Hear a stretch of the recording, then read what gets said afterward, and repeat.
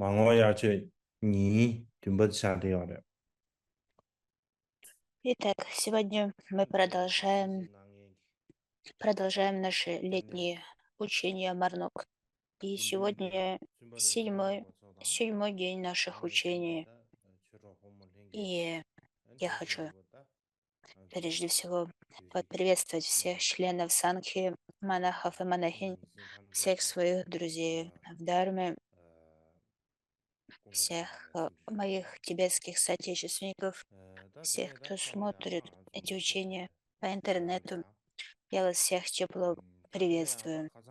И сегодня я хочу продолжить с того момента, где мы остановились позавчера. После паринирваны Будды возникли новые трудности, с которыми столкнулась Сангха, и возникли новые, возникли новые обстоятельства, новые трудности. И один тип этих трудностей был связан с правилами дисциплины, с Винаей. И, и, и также второе было связано с учениями, с сутрами. И я хочу показать вам слайд, который, который иллюстрирует эти трудности, с которыми встретилась Сангха после паринирваны Будды. Прежде всего, это, это то, что учение Будды, собрание учений Будды было определено, собрано воедино во время первого собора, первого совета. И именно то, как необходимо медитировать, как необходимо практиковать. Однако, однако все еще оставались вопросы, которые требовали внимания. И это три основные проблемы. Первое — это то, что много буддийских учений не были включены в то собрание, которое было собрано воедино на первом совете. Я забыл включить первый пункт в слайд. Итак, было много учений Будды, которые не были включены в это собрание, которое было составлено на первом совете. И поэтому была необходимость включить их всех, охватить их все. И, кроме того, несколько старейшин не смогли присутствовать на первом совете. Поэтому можно говорить, что участие в первом совете не было полным. И поскольку не все архаты, ученики Будды, могли собраться на первом совете, остались учения, которые не были включены в собрание учений, не были организованы. И поскольку они не были организованы и включены в это собрание учений, был риск того, что они будут быстро утеряны.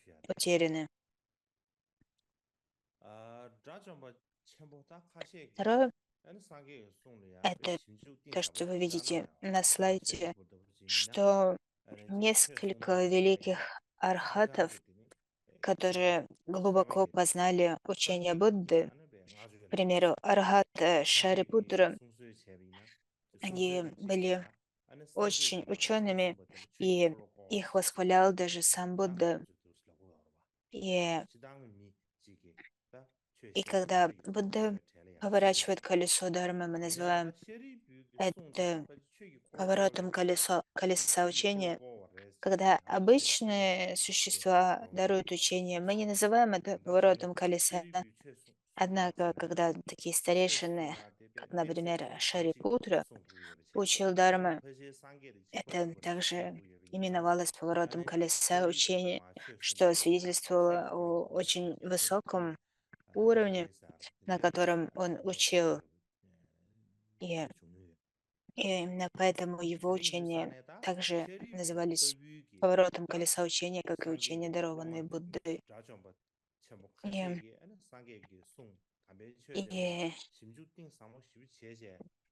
то есть после паринирвана Будды присутствовали глубоко уважаемые старейшины, архаты, такие как Шарипутра и другие, и их учение также необходимо было собрать воедино. То есть необходимо было также собрать ради их сохранения учение великих архатов. Третье — это проблема того, что некоторые старейшины, когда они учили Дharma, они совершали ошибки, и некоторые из них делали очень серьезные ошибки. И это случалось не единожды. И из-за этих серьезных ошибок было необходимо, чтобы вся Сангха снова собралась вместе для того, чтобы снова проанализировать учение, учение Будды, для того, чтобы прийти к выводу, правильные, верны ли учения старейшин, чтобы устранить любое неверное понимание и неверные оценки. Поэтому мы можем сказать, что э, во время осанки были вот эти три основные задачи, либо три основные трудности, с которыми она столкнулась.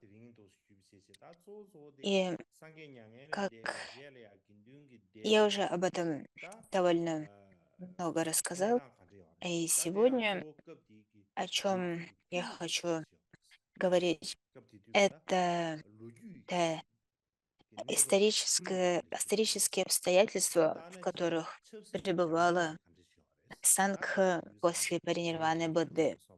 Какова была также политическая составляющая. Я уже, я уже, я уже немного рассказала об этих 17 великих государственных образованиях, которые существовали в то время. И, и кроме этого, м, нам необходимо исследовать, а каково вообще было положение буддийской сангхи в обществе этого времени, каковы были отношения между сангхой и, и мирянами. Также, каковы были отношения внутри самой сангхи, каковы были разногласия, каковы были конфликты внутри сангхи.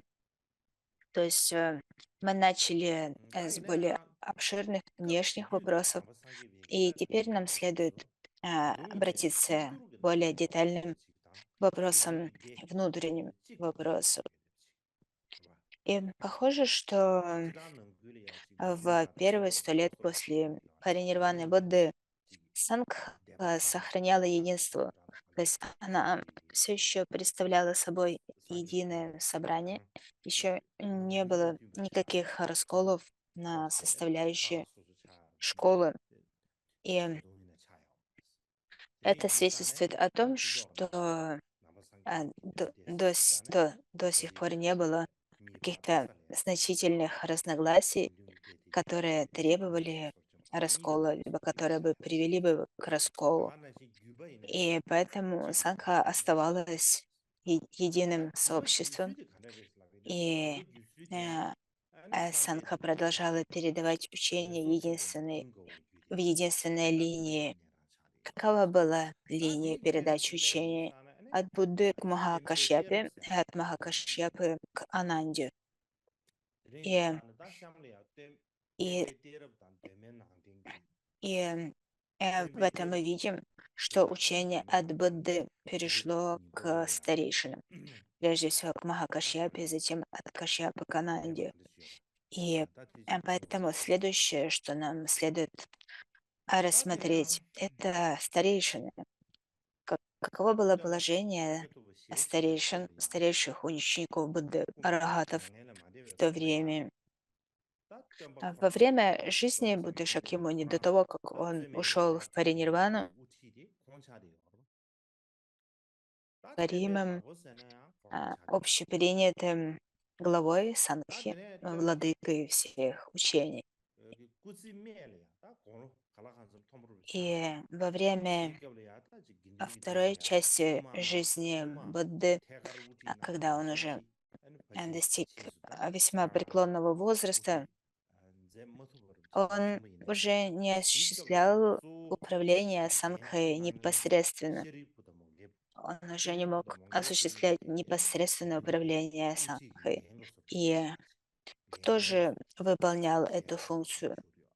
Шарипутра и Маут Галияяна. Именно у Шарипутры и Маут Галияяна были эти функции совершать руководство Сангхой. Почему именно они осуществляли эту функцию? В силу своих качеств и того положения, которое они занимали в Сангхе. Это были старейшие ученики, наиболее выдающиеся ученики Будды. И когда они совершали это управление Сангхой, тем не менее, они делали это как ученики Будды, то есть они не были лидерами, они не были руководителями Сангхи, они просто служили Будде и исполняли его функции. И именно в такой роли, в таком положении они управляли Сангхой. И в то время также возникли проблемы с кузеном Будды Девадаттой. Он часто называется демоном Девадаттой. Это не означает, что он принадлежал к классу, демоническому классу существ, что он выглядел как демоническое существо. Нет, он был человеком, он был родственником Будды, его двоюродным братом. И, и он также после того, как Будда достиг просветления, Девадатта присоединился к Сангхе и стал монахом, и он был близок с Буддой.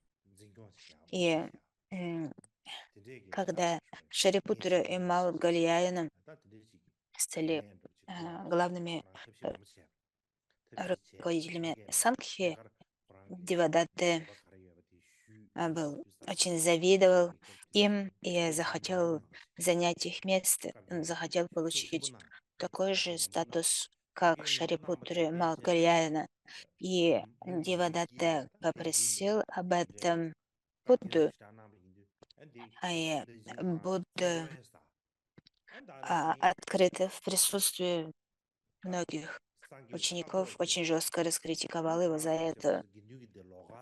И тогда Девадатта очень разозлился, и в этом гневе он решил создать свою собственную сангху, отделиться от сангхи Будды и стать лидером другой сангхи. Это то, что называется схизмой, расколом сангхи, то есть Девадатта совершил, совершил раскол сангхи.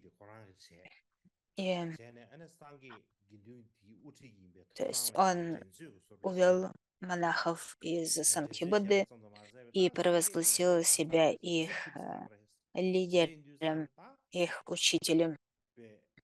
И не только дело было в том, что Девадатта себя провозгласил учителем, а в том, что он критиковал Будду. Например, он говорил, что Будда стареет, Будда уже не может совершать руководство Буддой, руководство Сангхой. Кроме того, Девадатта пытался убить Будду. Он несколько раз кидал на него валуны, пытался убить его с помощью слона и также он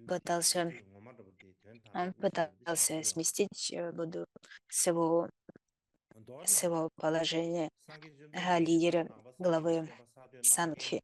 Однако, что бы он ни делал, он не смог каким-то образом изменить положение Будды как оспоримого лидера Сангхи. Он, Будда, оставался м, м, высшим авторитетом во время своей жизни, и никто, кроме Будды, не мог иметь такой авторитет и такое положение в Сангхе. И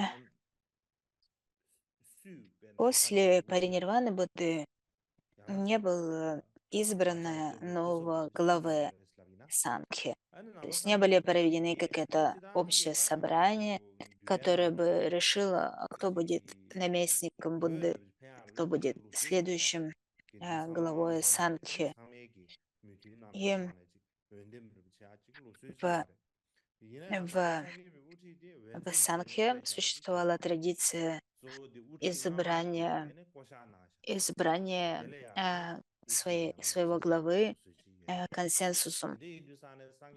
И однако в этом случае такой наместник Будды не был избран. И вместо этого была введена традиция назначения а, первого старейшины, так званого первого старейшины учения. И первым, кого Будда назначил старейшина учения, был Махакашьяпа, а затем Махакашьяпа назначил Ананду. И,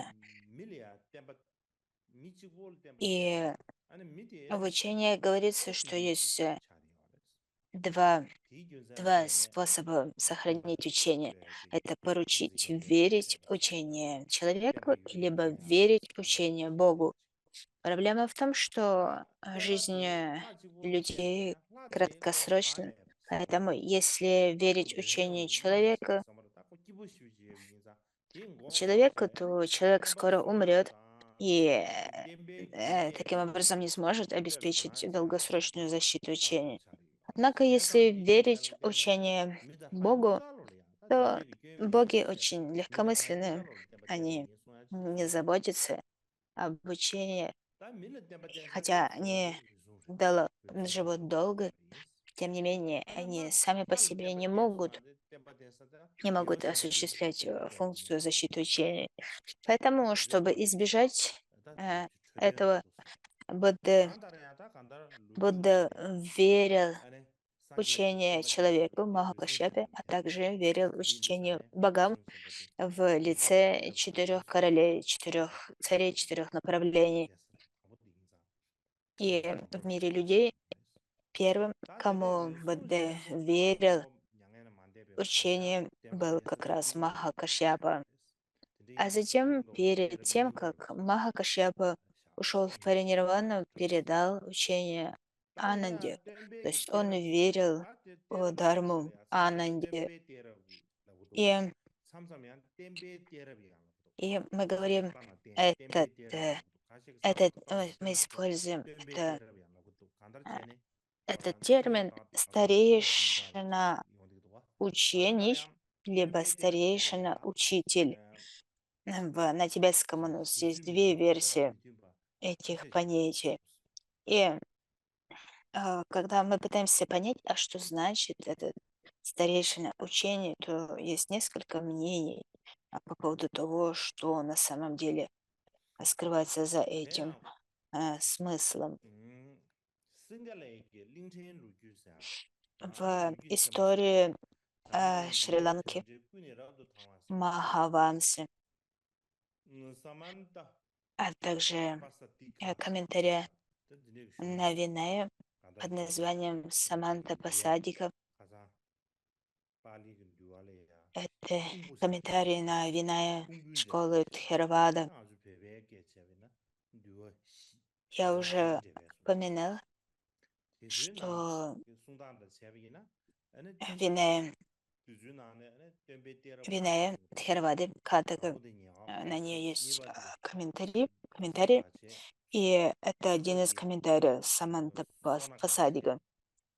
И в этом комментарии говорится, что было 5 старейшин. Упали Дасака, Санака, Сигава и Магалипуттатиса. Это имена 5 старейшин учений. И эти названные старейшины, они принадлежат к линии передачи Винави, поскольку мы знаем, что старейшина Упали был тем, кто возгласил учение Винаи. На Первом Совете он был первым хранителем учения Винаи.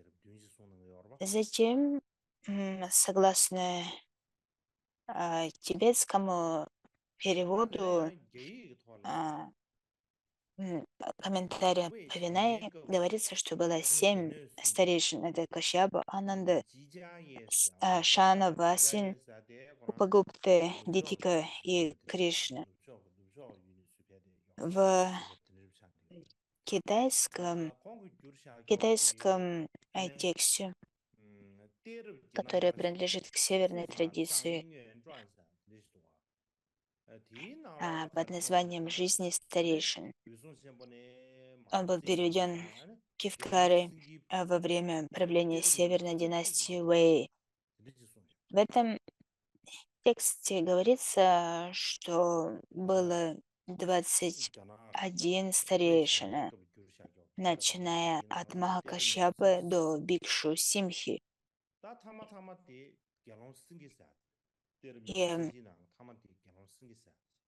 И последний, кто назван 21-й, это Бикшу Симха. Первый названный это Кашьяпа. Почему?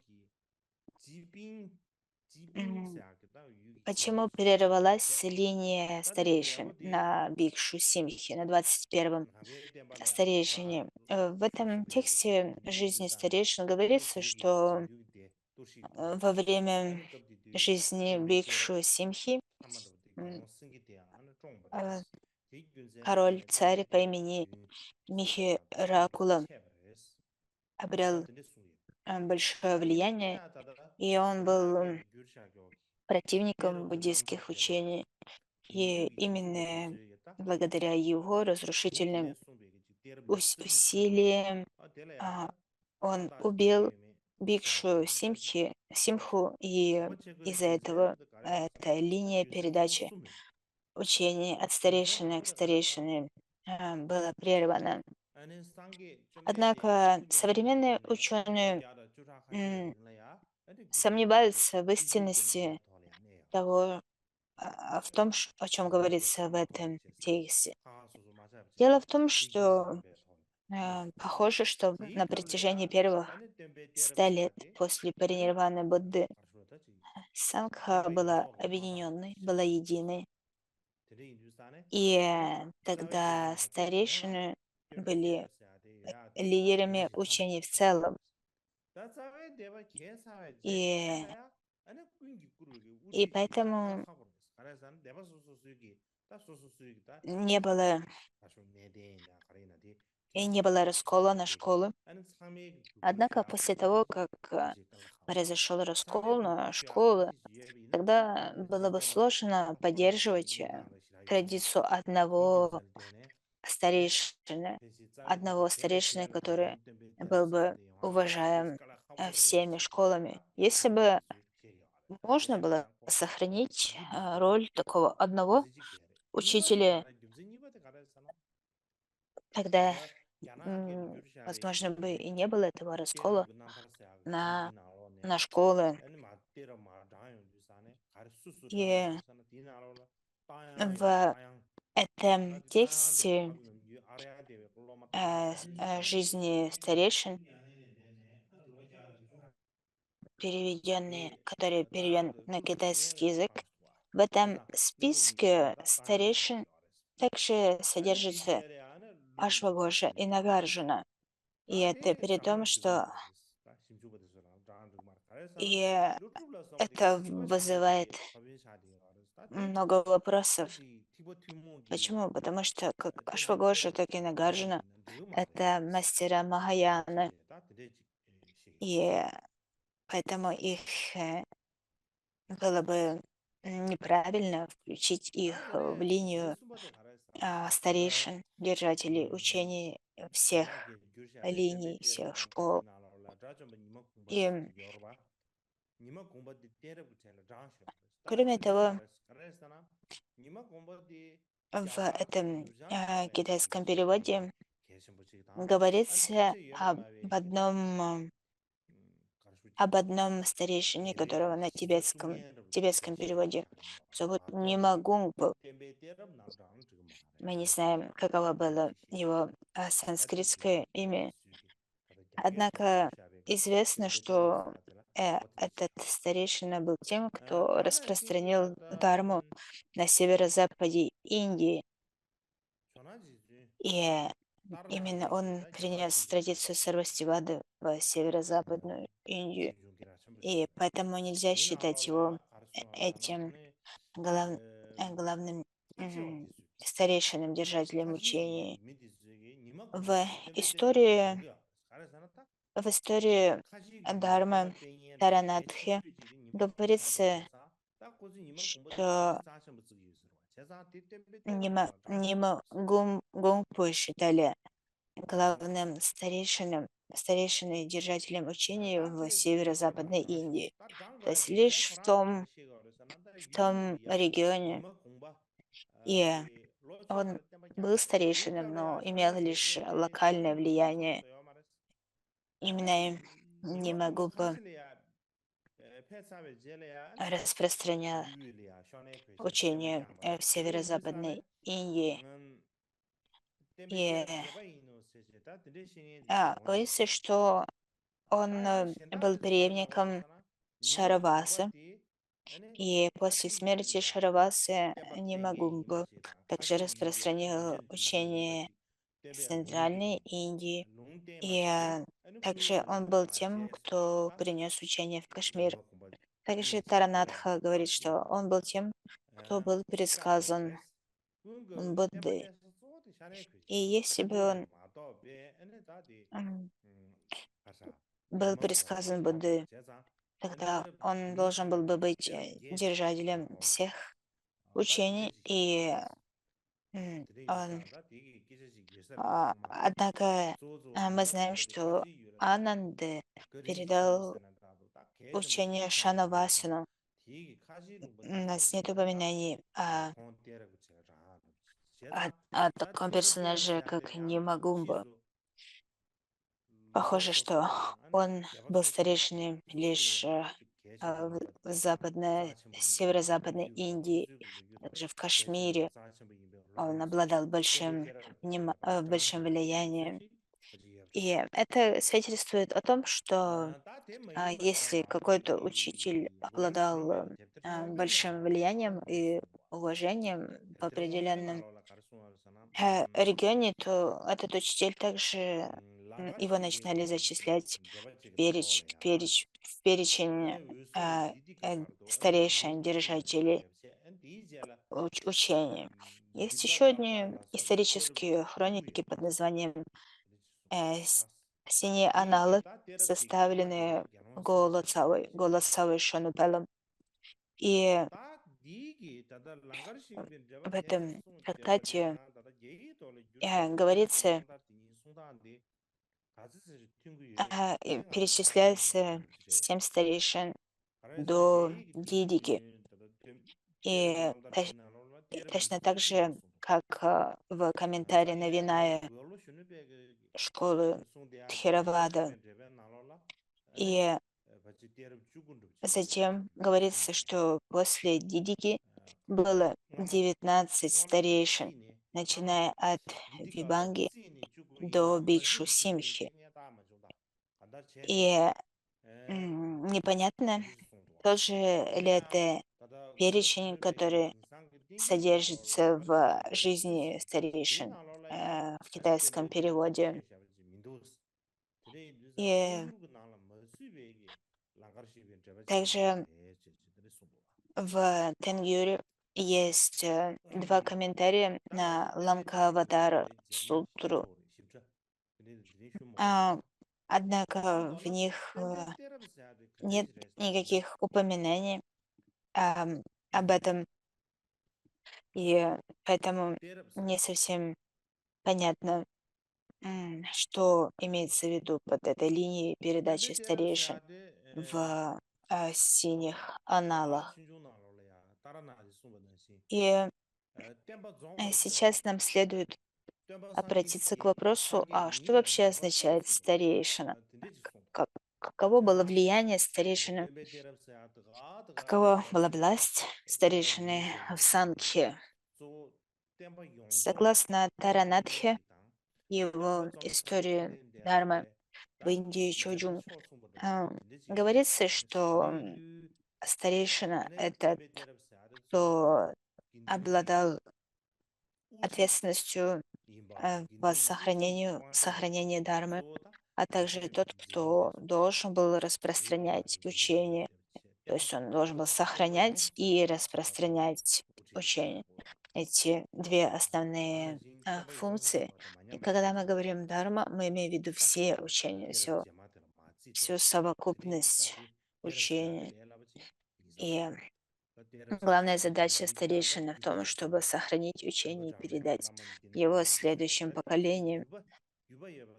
И мы поэтому это не просто линия, линия передачи, это, это, это также это традиция сохранения, во главе которой стояли наиболее выдающиеся индивиды своего мнения, своего времени, и у них было большое влияние на развитие буддизма.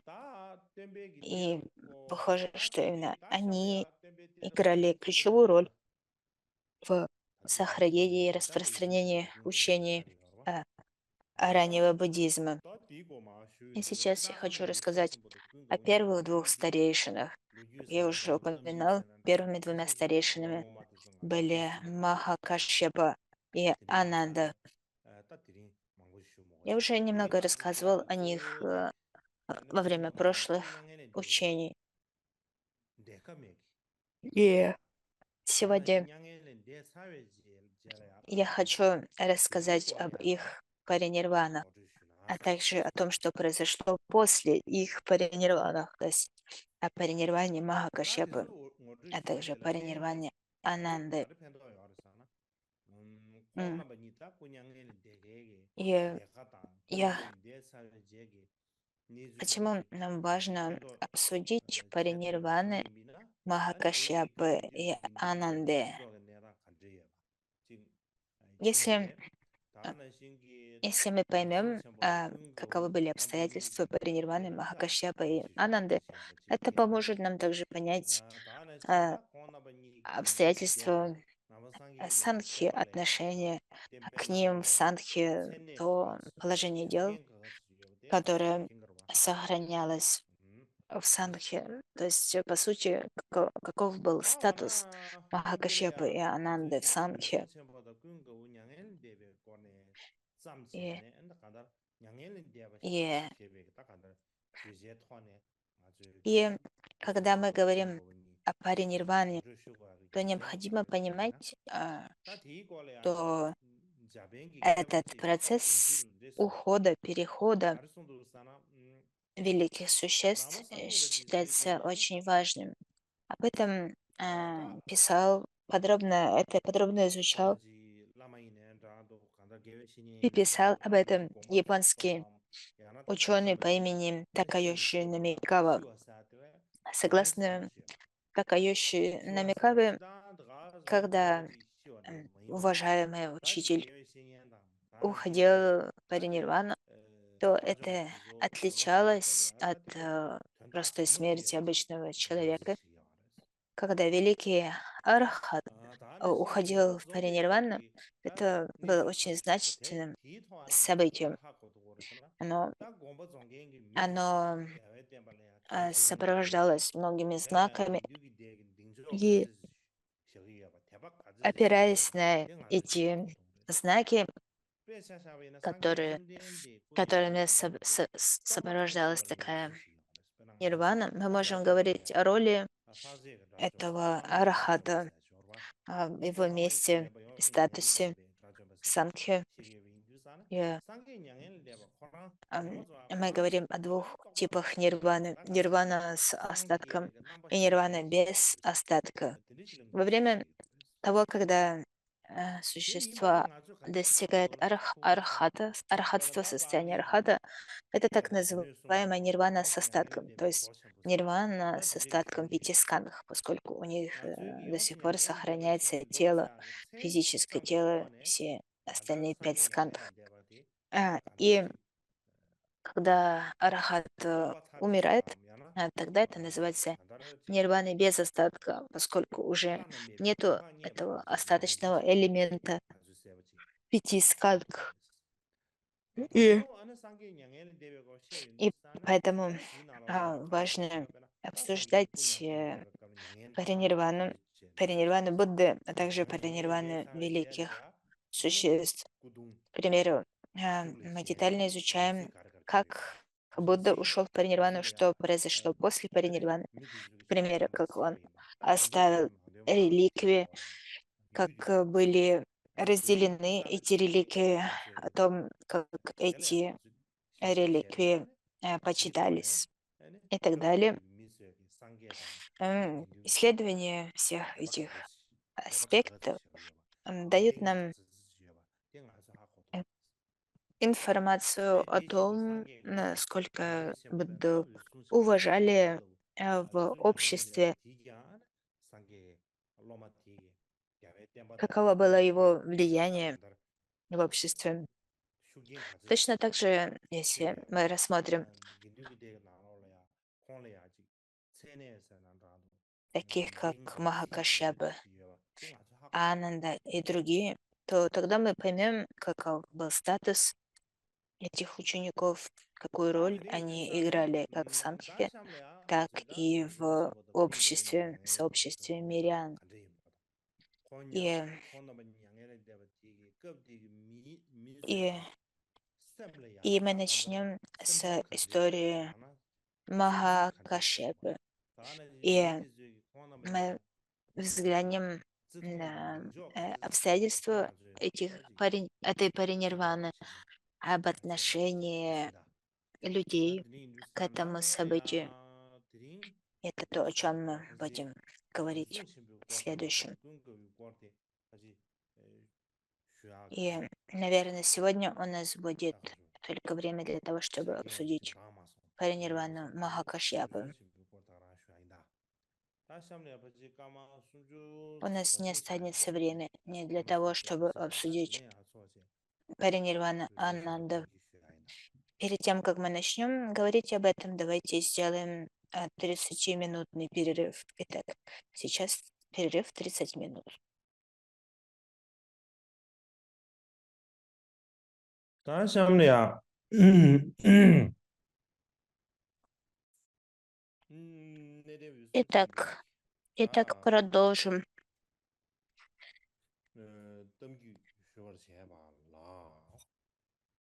Мы сейчас с вами рассмотрим историю паринирваны Махакашьяпы.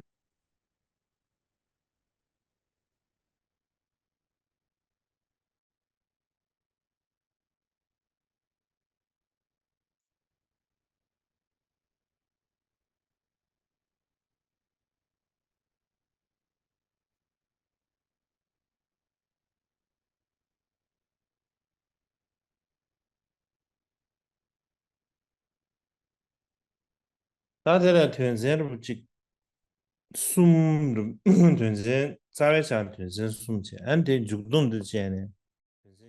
В истории паренирваны Махакашьяпы мы можем выделить три пункта.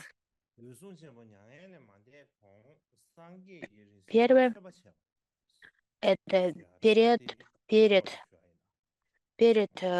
паренирваной, м, как Махакашьяпа совершил подношение реликвиям Будды.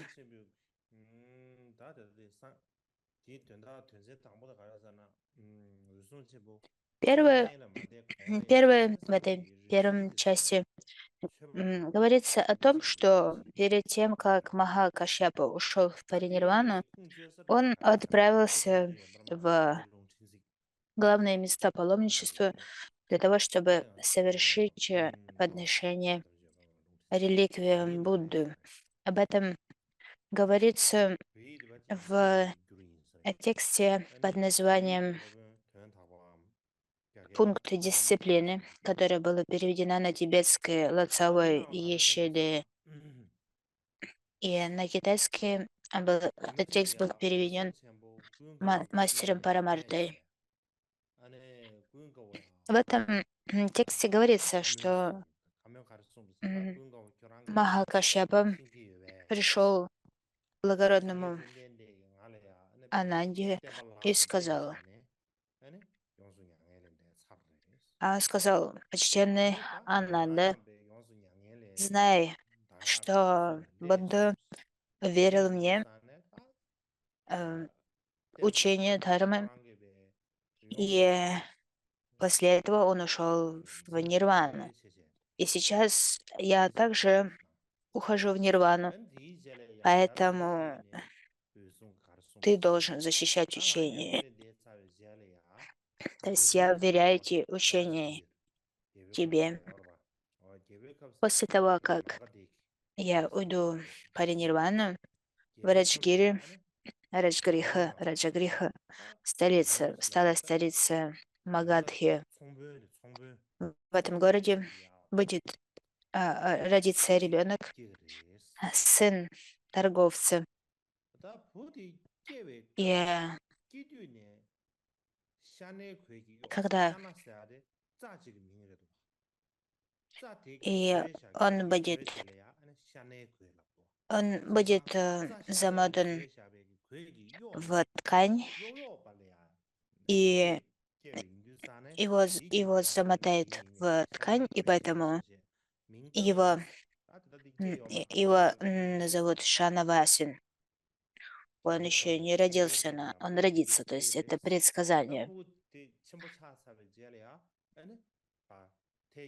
Когда он вырастет, он пересечет Великий океан, возвратится,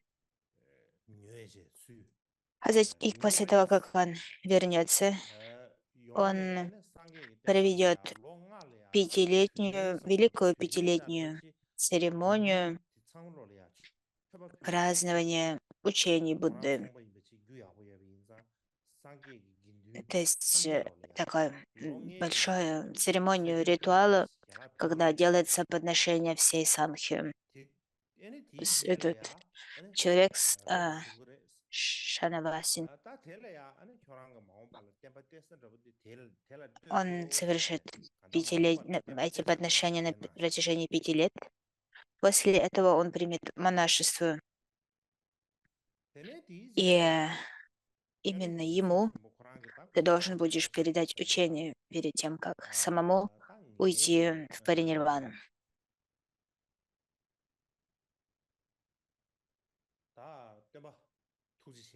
И то, о чем думал в это время Махакашьяпа, думал о доброте Будды, о том, что Будда преодолел большие сложности с великим состраданием. Благодаря его великому состраданию у нас есть учение Будды. Он мой духовный учитель, украшенный бесконечными качествами. Поэтому мне следует сделать подношение его реликвии, где бы они ни были, я должен отправиться туда и совершить подношение. После этого я смогу уйти в нирвану. То есть Махакашьяпа решил, что перед тем, как уйти в паринирвану, ему нужно совершить подношение реликвиям Будды во всех местах, где они сохранились. Лишь после этого он сможет уйти. Поэтому он отправился во все места, где хранились реликвии Будды. Он уже был очень стар, поэтому ему было сложно ходить пешком, и он использовал свои магические силы. Благодаря им он посетил 4 священных места, место 4 великих ступ. И в тибетском переводе не очень, этот момент не очень ясен, но в китайском переводе очень ясно говорится, что он отправился в место рождения Будды, его просветление, дарование учения и паринирвана, то есть 4 великих места. И в каждом из этих 4 мест он совершил подношение. Кроме этих 4 мест были другие места. В тибетской традиции мы говорим о 8 меньших местах, 8 меньших ступах. А в китайском переводе не говорится 8 меньших ступ, просто говорится места другие места с реликвиями. И он отправился и в эти места и сделал подношения во всех этих местах реликвиям Будды. Таким образом, он совершил подношение во всех местах, где хранились реликвии Будды в мире людей. Однако его это не удовлетворило, поскольку реликвии Будды также хранились в других мирах. К примеру, в мире нагов хранилась реликвия зуба Будды, поэтому он посетил мир нагов, чтобы почтить эту реликвию. Кроме того, один зуб Будды хранился в мире богов, в мире 33. И поэтому Махакашьяпа отправился в рай 33, и для того, чтобы почтить эту реликвию. Когда Махакашьяпа прибыл в мир 33 богов, то боги обрадовались. Они думали, что а, а, они думали, что он будет учить. Однако Махакашьяпа сказал Каушка: «Я прибыл с намерением совершить подношение реликвии Будды. Э, В мире богов должна быть реликвия зуба Будды и какие-то другие реликвии. Когда м, и, и когда и Махакашьяпа сказал, это моя последняя возможность совершить подношение. Когда боги услышали, что об этом, они были взволнованы, они, они не знали, что ответить. Они понимали, что, возможно, Махакашьяпа уходит в нирвану. И тогда боги принесли эту реликвию зуба Будды и дали, дали его Махакашьяпе. Махакашьяпа взял его в руки и смотрел на него, не мигая. То есть, как мы все обычно моргаем. Однако Махакашьяпа не моргал, смотрел пристально на эту реликвию. После этого он поместил его себе на макушку и совершил подношение цветами мандаравы. Мандарава — это цветы, которые растут в мире богов. И он также совершил подношение с сандаловым деревом И после этого, когда он закончил совершать подношения, он даровал учение богам, многим сотням богов, как говорится в тексте. Также он дал им последнее наставление: э, будьте осторожны. И после этого исчез с вершины горы Меру и отправился в Раджагриху. Это то, как эта история, как Махакашьяпа совершал подношение, описывается в этом тибетском переводе м, разъяснение Виная. В китайском переводе есть сутра, которая называется Сутра царя Ашоки. Она была переведена на китайский мастером Анфачином. Он принадлежал к династии Цинь. Дрюкун Кепген Ринпоче перевел эту сутру с китайского на тибетский, поэтому, если вы хотите прочитать ее, вы можете ее найти. В этой сутре под названием Сутра царя Ашоки содержится история, которая а, по сути такая же, как в этом трактате Повиная. Однако есть одно различие,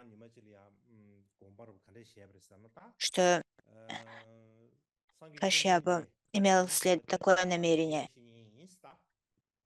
что Татагата Будда мой духовный друг, мой учитель, и мне следует платить ему за его доброту. И способ, какой же способ, как я могу отплатить ему за доброту? Я могу отплатить ему за доброту, исполнив все его пожелания. Нет никакого лучшего способа отплатить за доброту, чем выполнить все пожелания Будды, совершить все, что мне сказал совершить Будда. И благодаря своему чистому поведению я смог принести благо бесчисленным существам. И также я попытался сохранить учение Дharмы, эту линию передачи Дharмы для будущих поколений, во благо будущих существ. Я приложил усилия к тому, чтобы этот поток нектара Дharмы не прервался. И я очистил карму поступков тех, кто был нечист в своем поведении. И для тех, кто имел чистоту поступков, я помог им пребывать в счастье.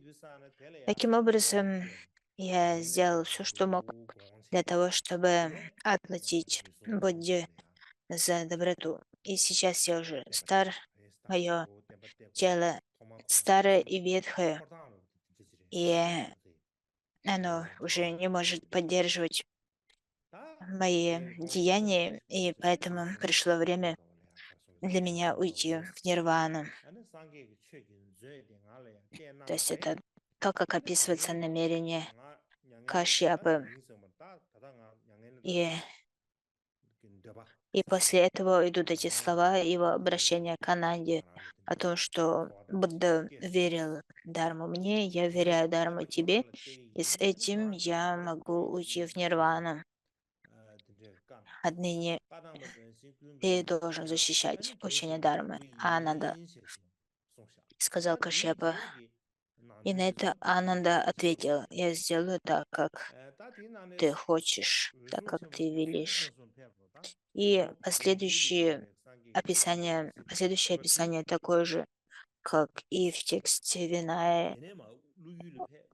Он, он сначала он отправился совершить подношение реликвиям в мире людей, После этого он отправился в мир анагов, а затем отправился в мир богов, в мир 33. И также говорится, что кроме реликвии зуба Будды были еще реликвии волос Будды, и он совершил в отношении всем этих реликвий. В этом некоторые отличия с Виной, в тексте Виная. То есть в тексте Виная говорится зуб и другие реликвии. А здесь уже дается более подробное описание, что это также волос воды, чаша для подношения воды. Следующим эпизодом в истории Махакашьяпа это то, как он отправился на встречу с царем Аджата Шатру.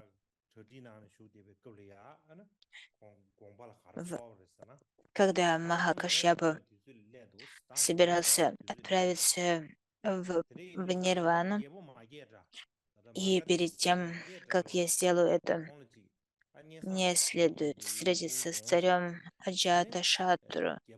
Я должен сообщить ему о том, что я собираюсь уйти в Нирвану. И с этим намерением он отправился в царский дворец в Раджагрихе. И на входе во дворец стоял стражник. И Махакашьяпа сказал стражнику: сообщи царю Аджаташатру, что Махакашьяпа ждет в дверях, хочет встретиться с вами. То есть прошу вас, сообщите это царю. А, Охранник, стражник ушел, вернулся и сказал, что царь спит. Возможно, это было в середине дня.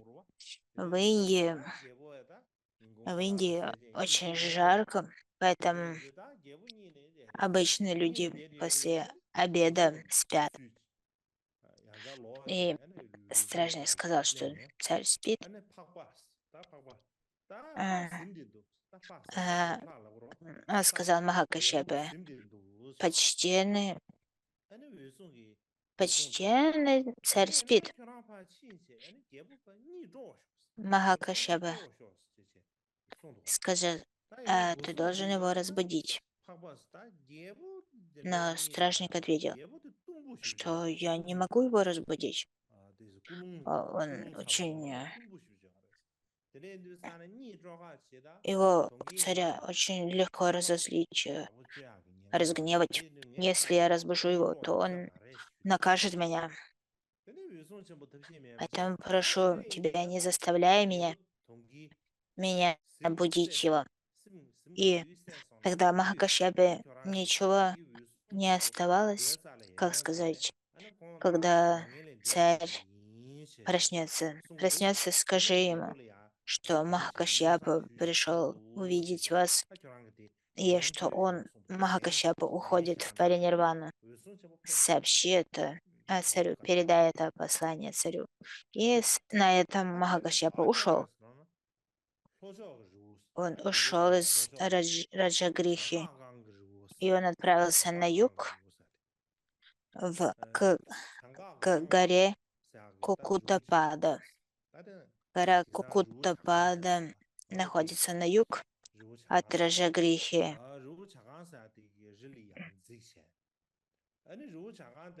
Это так называемые железные горы возле Раджгира, горы такого красного цвета.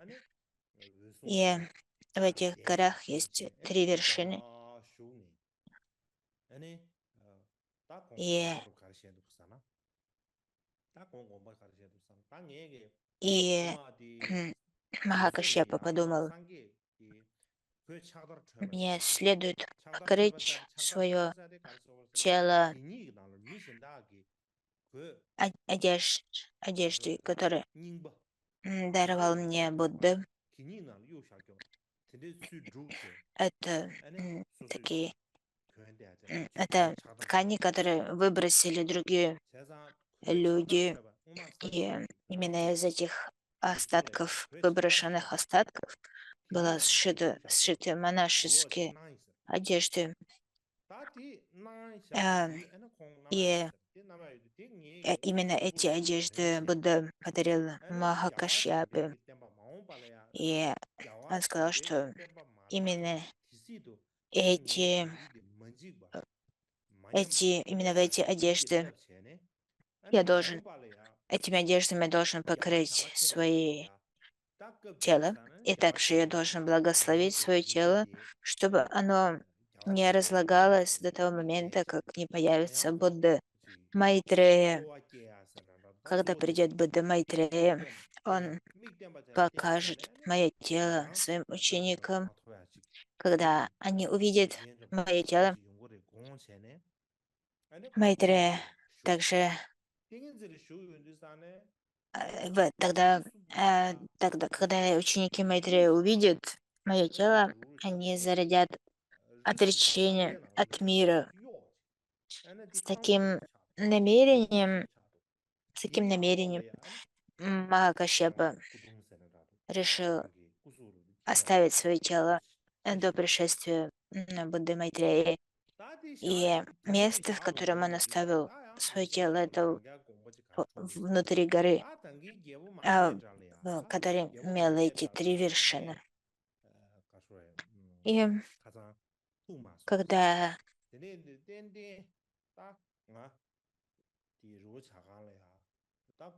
и также Махакашьяпа сказал, что когда царь Аджаташатру узнает, что я ушел в Нирвану, тогда он без сомнения придет сюда, и будет, он будет глубоко тронут, шокирован, и ему нужно увидеть мое тело, поскольку если он не увидит мое тело, то тогда он может умереть от горя, и поэтому также ради него мне следует оставить свое тело. И из этого писания мы видим, что для Махакашьяпы его уход отличается от ухода обычного человека, что он ушел с определенным намерением, и он приготовился к этому, и лишь затем оставил свое тело. В момент этого, когда он оставил свое тело, согласно китайскому переводу, земля сотряслась 6 раз, и, и возникли пламя огня во всех направлениях, начали падать звезды, и боги в небе били барабаны. И перед тем, как Махакашьяпа ушел, он показал много чудес. Поэтому, согласно этой традиции, Махакашьяпа вознесся в небо и показал много различных чудес. К примеру, он изливал воду из своего тела, и как будто бы из его тела падал дождь, также из его тела вырывалось пламя огня и так далее. После всех этих чудес он опустился в это место внутри горы, занял положение тела, в котором Будда ушел в паринирвану, то есть лег на правый бок а, положил ногу одна на другую и ушел в пространство парень Нирвана без остатка. И когда это происходило, то боги, такие как Брахма, Шакра и другие, они подумали, почему сегодня сотрясается земля? И тогда они поняли, что это все знаки ухода в паринирвану почтенного Махакашьяпы. И, и тогда Брахма, Шакра и сотни тысяч других богов совершили подношение цветами утпала, лотос, белым лотосом, сандаловым деревом и другими благоуханными веществами. Они, они все прибыли в место, где покоилось тело почтенного Махакашьяпы и усыпали его цветами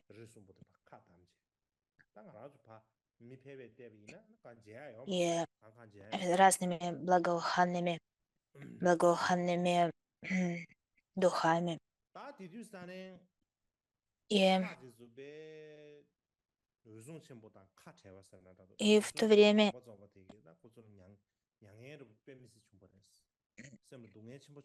боги чувствовали большую грусть, поскольку старейшина Махакашьяпа ушел в паринирвану и сказали, что лишь совсем недавно Будда Бхагават ушел в паринирвану, и сейчас и старейшина Кашьяпа ушел в паринирвану. И, и это описывается довольно подробно в китайском переводе. Например, говорится, что боги чувствовали, что царство Магадхи опустело, в нем больше не было света, не было защитника и любящего покровителя всех существ. У людей нет заслуги. Именно поэтому, да, Будда ушел в паринирвану, и затем Махакашьяпа также ушел в паринирвану. И это похоже, как будто бы у горы Дхарма упала верхушка горы, и ушел истинный свет Дharмы. И они, м, они сокрушались и плакали, и делали простирание. Это описание, в котором описывается паринирвана Махакашьяпы в китайском тексте. В сутре царя Ашоки говорится, что после того, как Махакашьяпа верил Дharму Ананде, Ананда заподозрил, что Махакашьяпа скоро уйдет в паринирвану. И поэтому Ананда начал ходить за ним по пятам. Он каждый день ходил за Кашьяпой по пятам, никогда не оставлял его, поскольку он боялся, что Махакашьяпа уйдет в паринирвану, он его больше не увидит. И тогда Кашьяпа сказал Ананде, отправляйся в Раджагриху сам для сбора подаяний. Я также хочу отправиться в Раджагриху. Я пойду за тобой следом. Если бы Кашьяпа не сказал это Ананде, то Ананда бы не отходил от него и следовал бы за ним. И это, возможно, помешало бы уходу Кашьяпы в паринирвану. И тогда, когда он отослал Ананду в Раджагриху, Ананда ушел, и Кашьяпа также одел свои одежды и взял миску для подаяния и отправился в Раджагриху для сбора подаяния. И, и он подумал, в прошлом Аджаташатру сказал мне, сообщи мне о том, что ты собираешься уйти в паринирвану. Поскольку он сказал это, я обещал ему это, и сегодня я должен отправиться встретиться с царем Аджаташатру. И то есть это таким образом излагается причина, почему он отправился на встречу с Аджаташатра. И после того, как он ушел в паринирвану, последствия описываются немного по-другому. К примеру, боги сказали, истинная вершина горы истины, Дharma разрушилась, и они плакали и сокрушались. И,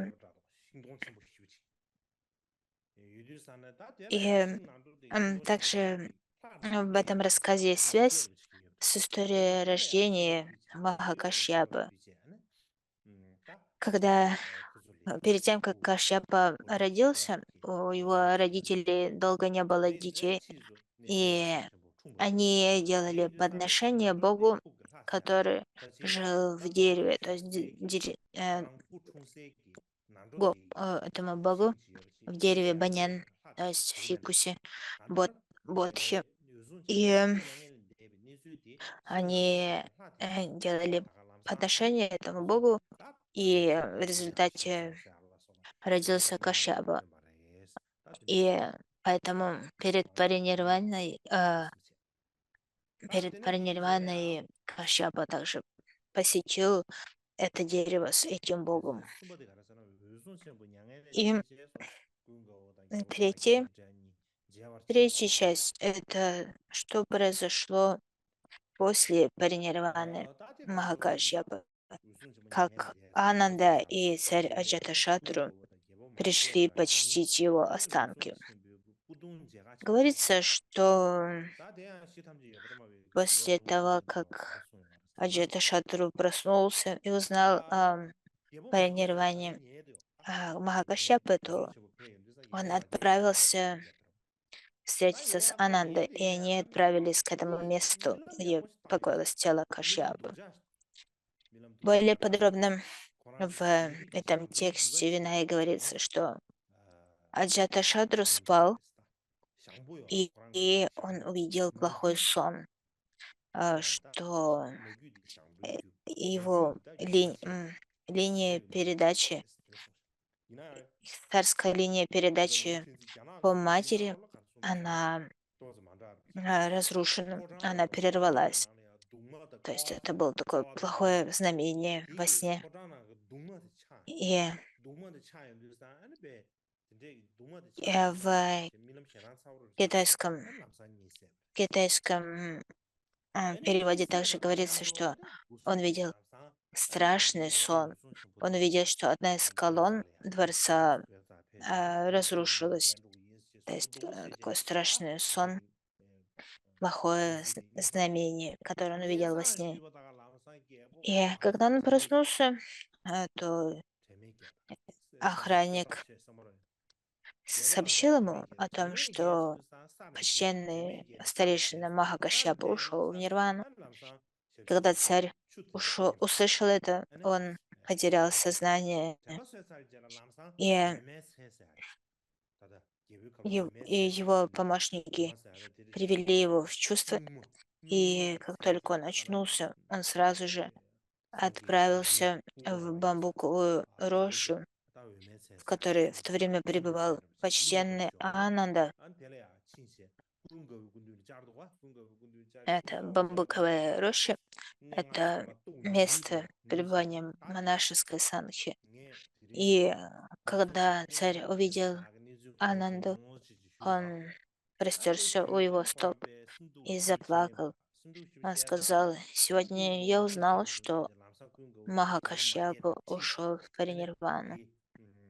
И увидев это, это горе Аджаташатру, Ананда взял его с собой к месту, где покоилось тело Махакашьяпы. Таким образом, они поднялись на гору Кукутабада, Кукутабада, и а, если вы посещали эти железные горы возле Раджагрихи, то вы знаете, что на них подняться не так просто. Сейчас там сделали лестницу, но тем не менее теперь все еще это очень крутой подъем. Также обычно говорится, что в этом месте много грабителей, поэтому когда я туда отправляюсь, то туда посылают много полиции, чтобы а, защитить меня от всех этих бандитов и воров, которыми славится это место. В целом посетить это место весьма сложно. И Ананда вместе с царем Аджаташадру забрались на эту гору Кукутапада. И они поднялись на гору, однако тело Махакашьяпа находилось внутри горы, в комнате внутри горы. И, и, и поскольку Махакашьяпа предвидел, что царю Аджаташатру нужно увидеть его тело, поэтому он поручил Якше, хранителю этой горы, открыть гору, когда придет царь Аджаташатру. Поэтому, когда пришел царь, Якша, охранитель, открыл гору, и Аджаташатру и Ананда смогли пройти вовнутрь, и они увидели тело Махакашьяпы, усыпанное цветами мандаравы. И, и тогда Аджаташатру упал на землю и простерся перед этим телом. И, и затем он подумал о том, что необходимо совершить церемонию кремации. Он начал собирать дерево для кремации. Когда Ананда увидел это, он спросил: «Царь, что ты собираешься делать?» И царь ответил: «Я собираюсь сжечь, кремировать остатки Махакашьябы». Как вы знаете, в Индии существует эта традиция кремации остатков, и это то, что намеревался сделать царь Аджаташатру. Однако Ананда возложил, возразил, он сказал, что Махакашьяпа благословил свое тело, чтобы оно осталось не, и не разлагалось до того момента, как в это место придет Будда Майтрея в сопровождении 690 миллионов бикшу, учеников. И, и он скажет, что это тело первейшего ученика Будды Шакьямуни. Он величайший из его учеников, который преодолел все цепляния и обрел 12 качеств тренировки.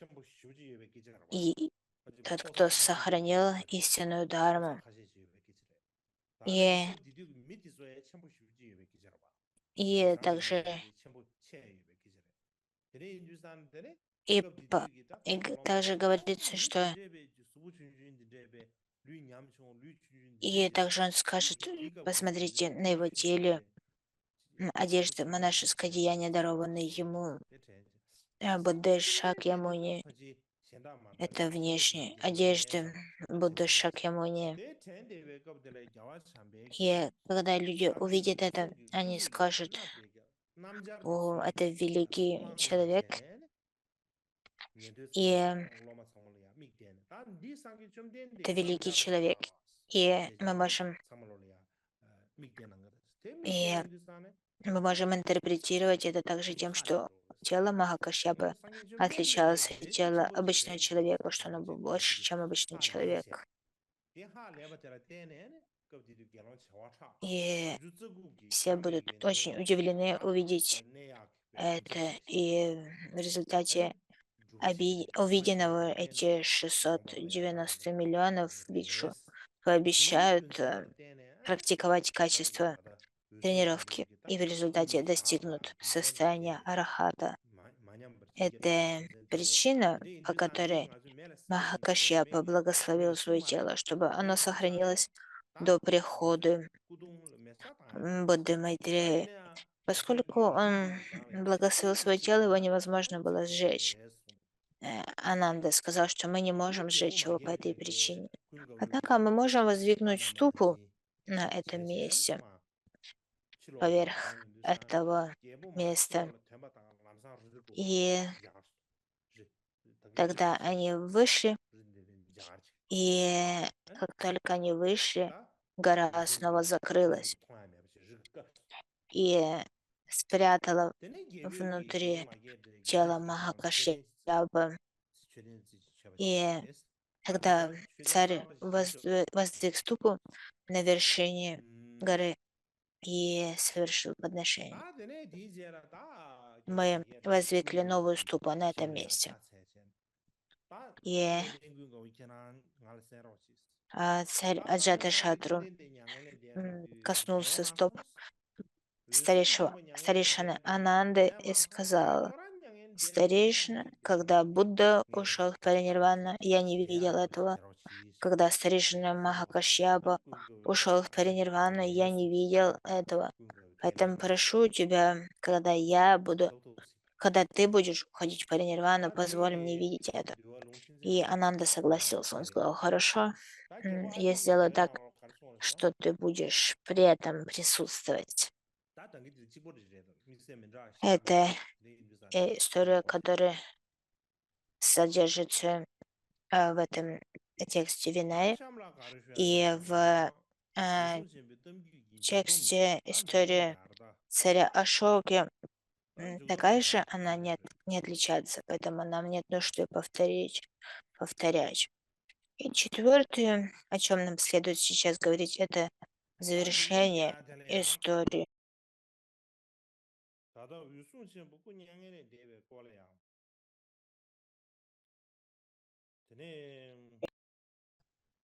Итак, что произошло после того, как Махакашьяпа ушел в паринирвану? И эта история сохранилась в северной традиции, то есть прежде всего в китайском переводе. То есть, когда я говорю северная традиция, я имею в виду прежде всего китайские писания.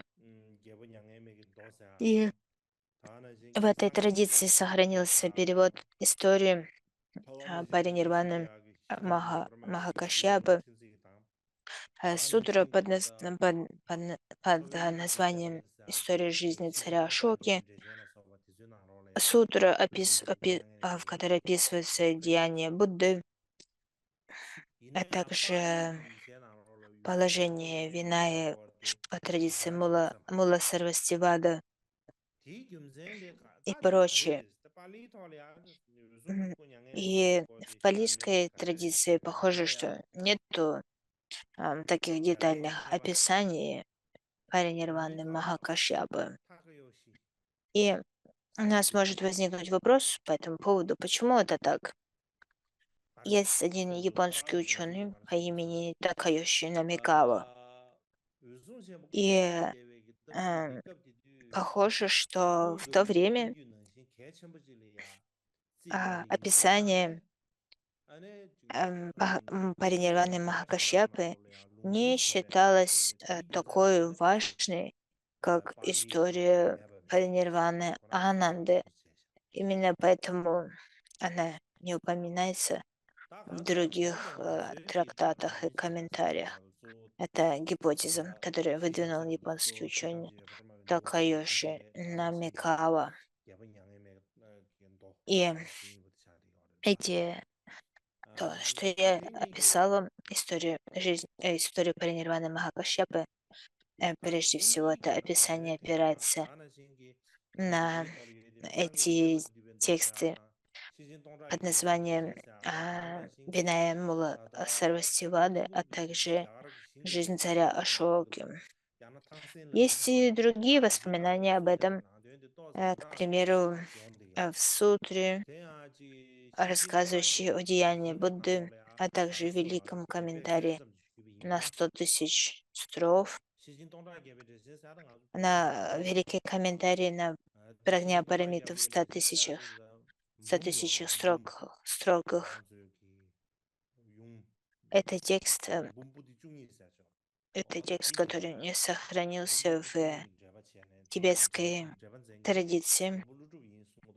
Это наиболее длинный комментарий на тексты Прагнипарамиты. Как вы знаете, сутры Прагнипарамиты и содержится в различных версиях.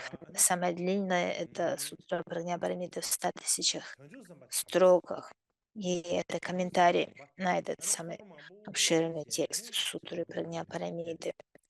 В этом комментарии, который сохранился в китайском переводе, говорится, что Бодхисаттва Майтрея приведет великое собрание на гору вершина Грифа, и он откроет, откроет гору, и внутри горы будут находиться остатки Махакашьяпы. Да, звучит немного страшно, что Майтрея распахнет гору, и тогда и увидит Махакашьяпы. И Махакашьяпа восстанет, и, и, и,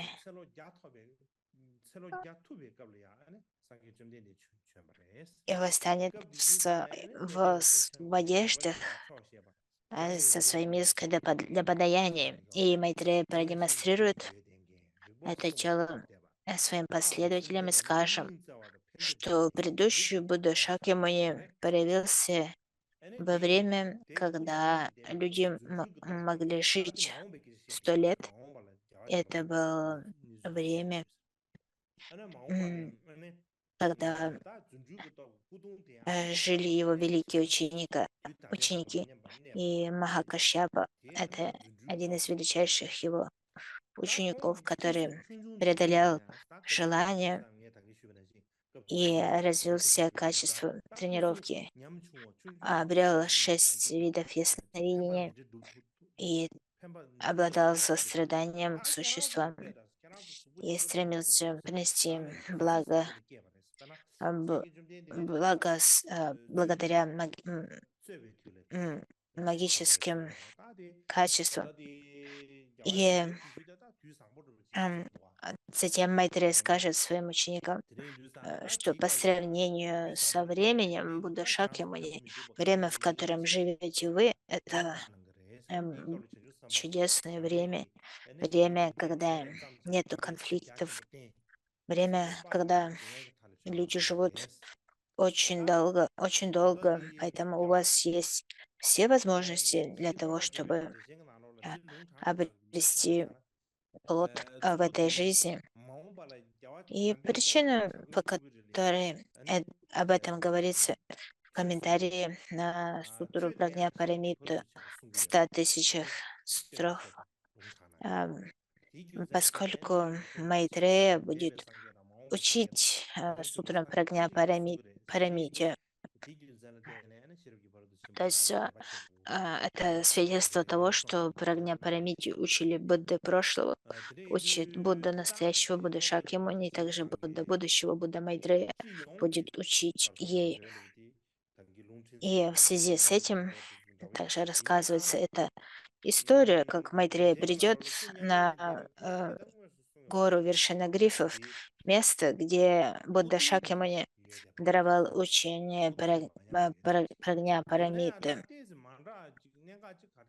И то, как он обнаружит тело Махакашьяпы в полностью нетронутое, продемонстрирует его своим ученикам м, для того, чтобы зародить в них отречение. Однако а, в этом описании мы видим, что тело Махакашьяпы находится на горе вершин Грифов. Однако в предыдущем описании мы видели, что местом пребывания тела Махакашьяпа является Кукутапада, гора Кукутапада. То есть это ра- разные места.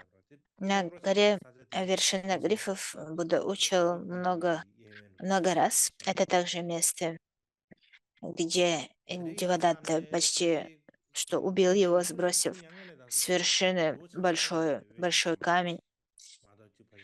То есть это известное место, которое упоминается во многих текстах.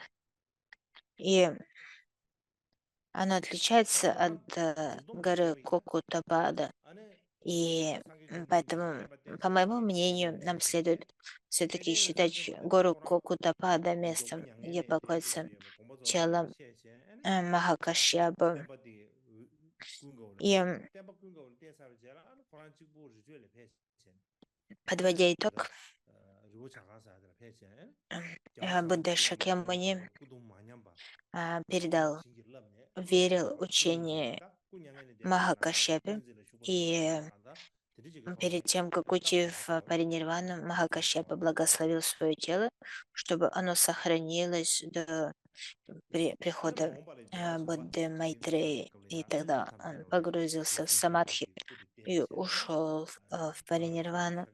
Затем в будущем, когда придет Будда Майтрея, он покажет останки Махакашьяпы всем своим ученикам, восславит его, и в силу увиденного ученики Будды Майтрея зародят отречение, а также усердие в практике. То есть таким образом они обретут великое благо. И,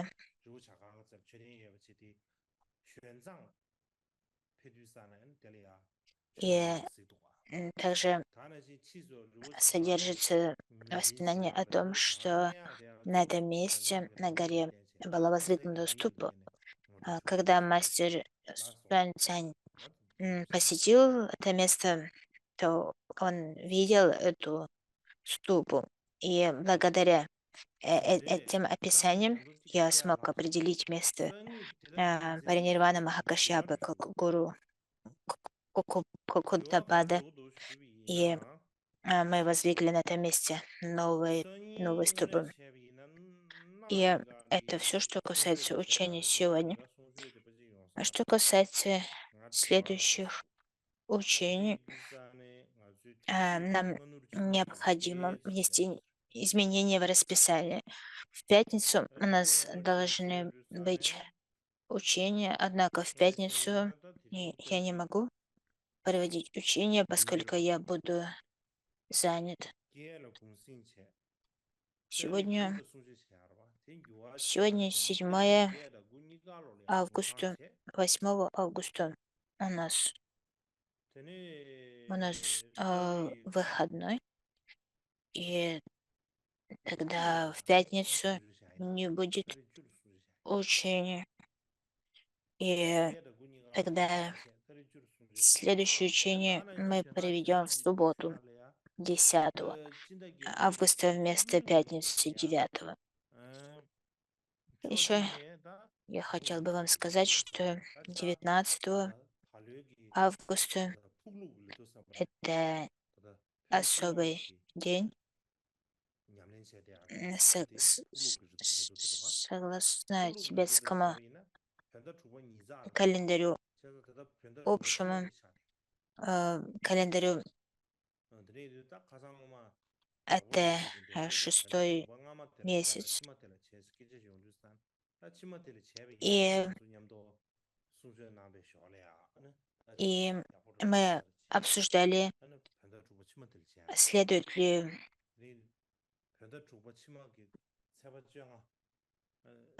провести 19 августа м, а, церемонию по случаю паринирваны Гампобы. И, и также в этот день будет кремирован Кемпу Ринпоче Цутрим Гямсо.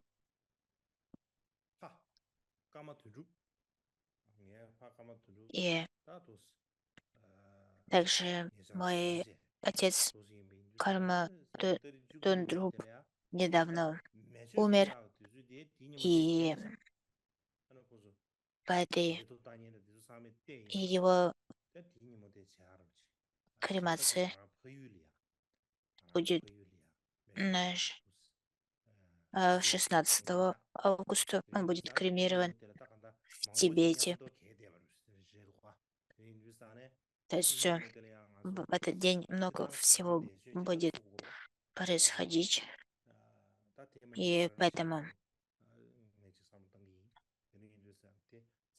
а, у нас не будут учения, но мы проведем эту церемонию по случаю парнирваны Гамбобы. Это то, что я считаю необходимо будет провести. И на этом давайте посвятим заслугу